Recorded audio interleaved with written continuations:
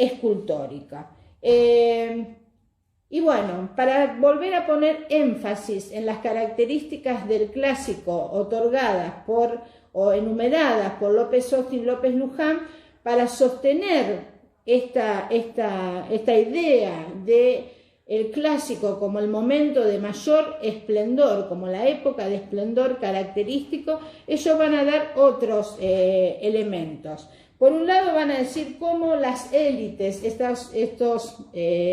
clases, ya no hablamos de una sociedad de rango, estas clases que logran el control de los diversos estados que caracterizan al clásico, van a gozar de una situación de bienestar casi superlativo, y que tiene que ver entonces cómo el control de las rutas de intercambio va a ser una de las grandes bases materiales que hacen posible todo el boato y el esplendor que acompañan a los centros gobernados por estas élites.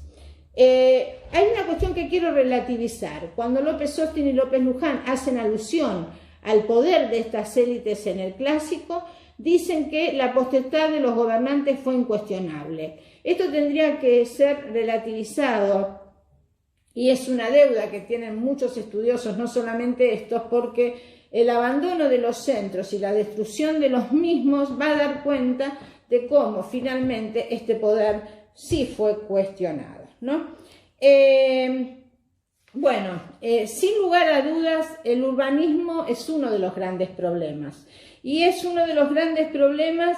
donde no hay muchos acuerdos acerca de dónde poner los límites para pensar en un proceso, por ejemplo, que lleva a la metropolitización. Sin lugar a dudas, este grado de complejización del urbano es registrado para el caso teotihuacano, no se repite en todos los otros centros urbanos para Mesoamérica. Vamos a ver cómo esto que sí logra Teotihuacán tiene mucho que ver con su ubicación en una zona nodal para las vías de comunicación y de intercambio, que le permitió también reforzar con el control de regiones, de áreas, de hinterlands que eran sumamente prósperos, donde las técnicas agrícolas fueron altamente desarrolladas y donde había recursos complementarios como el control de ríos y de lagos, ¿no? Bueno, esto hace a pensar la organización de la vida material para el clásico, donde la complejización de los sistemas agrícolas, el control de las rutas de intercambio que se hacen mucho más complejas, mucho más extensa y que permiten este intercambio entre diferentes regiones, van a gestar las grandes bases de la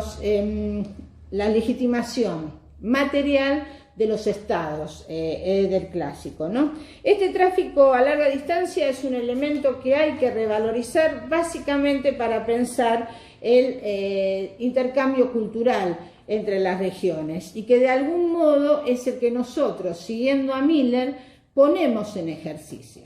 Y esto es importante, y voy a hablar aquí brevemente de la lectura de Miller, para poder pensar esta dicotomía que de algún modo gestaron los estudios mesoamericanos a lo largo de la historia entre centralismo o unidad y regionalismo o diversidad. Sin lugar a dudas, el texto de Miller nos permite repensar cómo a veces trabajar una etapa cultural. El riesgo que se corre con enfatizar un solo centro para explicar los logros de un momento, como para este caso el clásico mesoamericano. Me adelanto aquí sin todavía haber hablado de Teotihuacán, que lo voy a desarrollar ahora seguidamente, porque Teotihuacán tienen dos lecturas obligatorias específicas, que son la de Manzanilla y la de Millón, y la de Miller, que a la que estoy aludiendo ahora, que hace referencia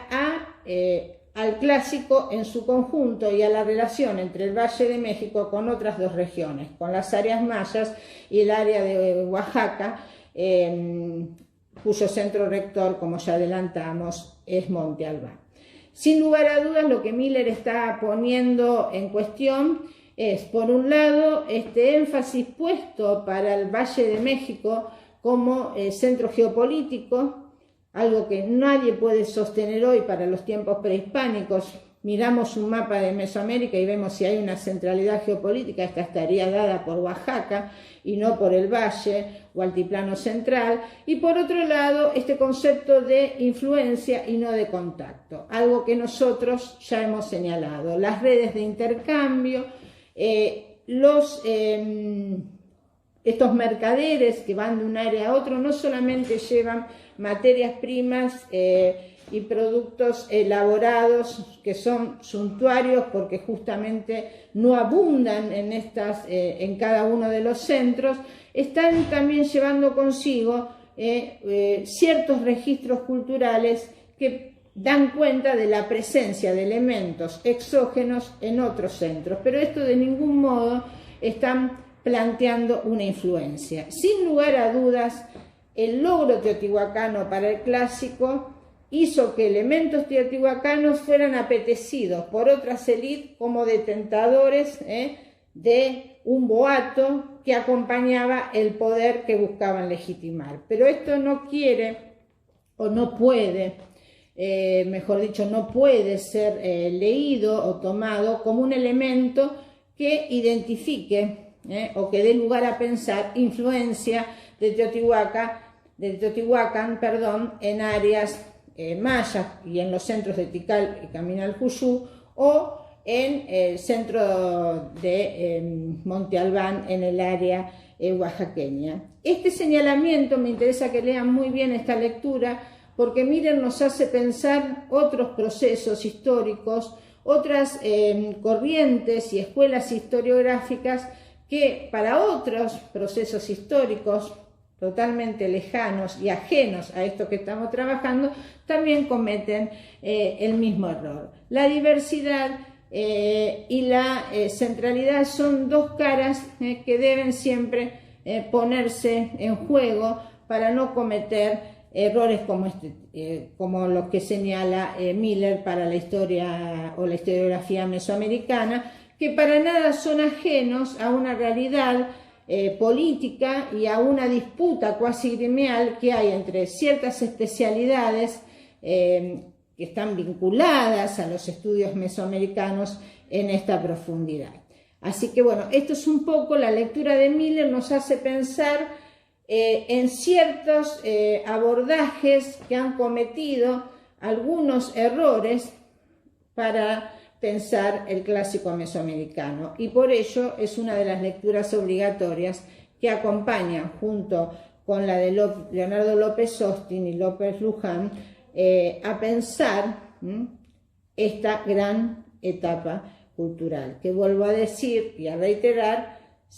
significó la posibilidad de otorgar sentido a toda la nomenclatura para pensar la periodización en el área mesoamericana. Seguidamente vamos a dar cuenta de un acercamiento y una valoración de lo que implicó para esta etapa cultural el centro y la gran urbe teotihuacana en el área de México, del Valle de México, perdón.